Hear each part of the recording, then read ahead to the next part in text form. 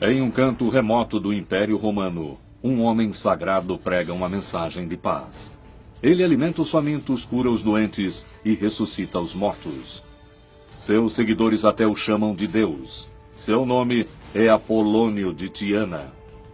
Ele é um dos vários líderes dos movimentos espirituais que competem com Jesus por seguidores e que ameaça abalar a fundação do cristianismo. O que eram essas religiões rivais e por que o cristianismo acabou prevalecendo? 2000 anos depois, nós investigamos os rivais de Jesus.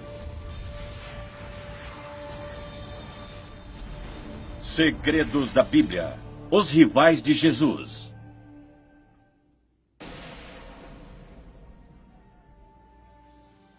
O ano é 30 depois de Cristo. Em Jerusalém, um homem chamado Jesus prega um evangelho de amor e entendimento. Ele tem apenas alguns poucos seguidores. Porém, 2000 anos depois, eles se transformaram na maior religião do mundo, com 2 bilhões de adeptos. Na época de Jesus havia muitos outros movimentos religiosos, alguns com mensagens quase idênticas. Dizemos que deuses em queda ou em ascensão, assim como homens milagrosos, existiam aos montes no mundo greco-romano. Na época de Jesus, Roma absorveu e dominou a maioria do mundo conhecido.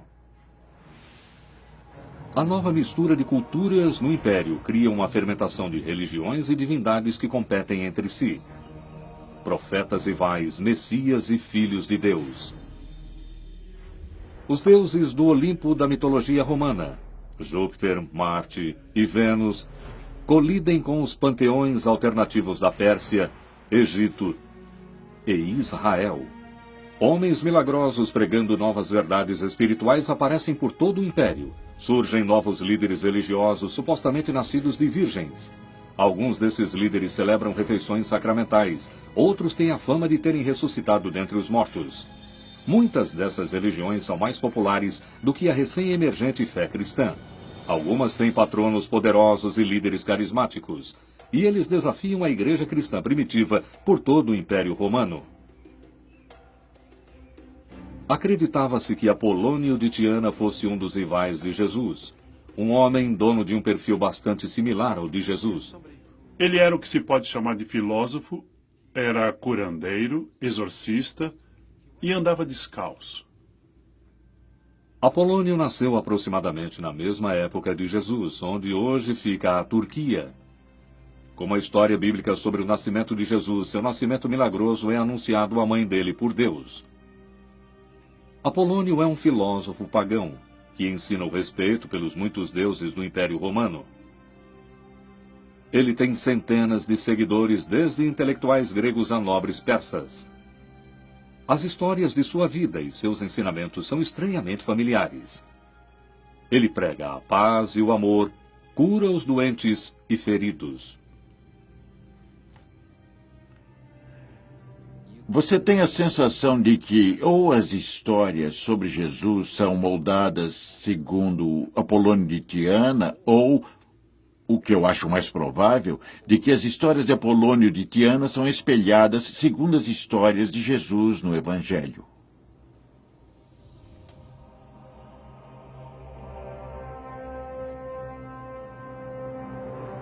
Como Jesus, há relatos de que Apolônio tenha até ressuscitado mortos.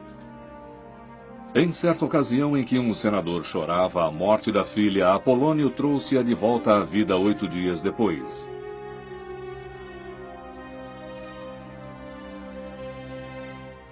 Ainda não é sua hora. Volte à vida.